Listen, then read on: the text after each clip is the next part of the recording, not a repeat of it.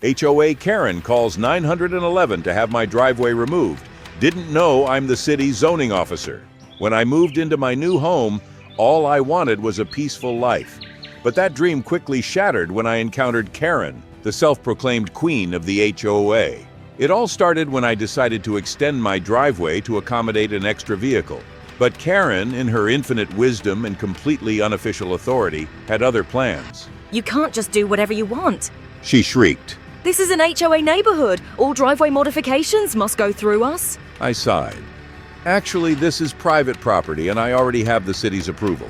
I pulled out my permit and held it up. Karen scoffed. Well, I don't approve. You need to stop immediately. I shrugged. I don't need your approval, Karen. I turned away, signaling to the workers to continue. That was apparently the wrong answer, because the next thing I knew, she had her phone out. I'm calling 911. You're illegally altering property, she announced triumphantly. I stared at her, incredulous. You're seriously calling the cops? Over a driveway? You'll see, she snapped, jabbing at her phone screen. I have connections. I sighed and waited. The construction crew exchanged glances but kept working. 15 minutes later, a police car pulled up. Karen ran to them like she was reporting a bank robbery. That man is trespassing and doing illegal construction. The officer stepped out of his car and approached me. Sir, can you explain what's going on? I calmly pulled out my ID and handed it over. Sure, I'm the city zoning officer. I have the necessary permits. Everything I'm doing is legal. The officer glanced at my credentials, then at Karen. Ma'am, he's within his rights. Karen's face paled. But this is an HOA matter. The officer shook his head. HOAs don't override city zoning laws. Karen's mouth opened and closed like a fish gasping for air. Then she tried a different approach. Well, he was rude to me. Isn't that a disturbance? The officer sighed. Ma'am, calling 911 for a non-emergency is a violation. That's a $500 fine. Karen gasped. I was just trying to uphold the rules. I smirked.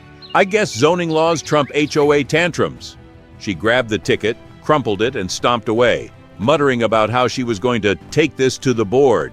A week later, I woke up to a flurry of emails from the HOA.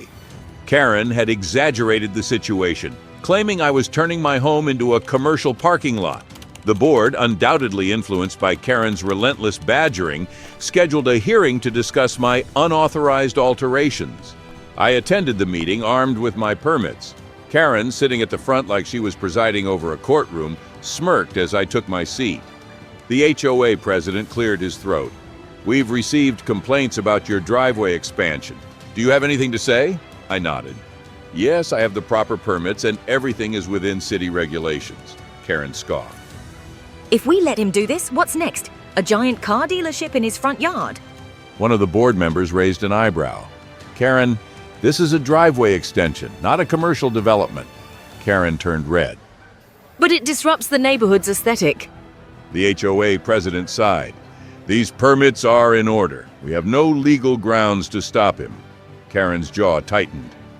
Fine, but don't come crying to me when the whole neighborhood turns into a concrete wasteland. With that, the meeting was adjourned. Karen stormed out, defeated but still seething. From that day on, she became my neighborhood nemesis. Every minor thing I did, planting a tree, painting my mailbox, was met with a complaint. Eventually, she lost her self-appointed power, reduced to nothing more than a bitter busybody with a clipboard. As for me, my driveway looked great, and my life went on, Karen-free, mostly.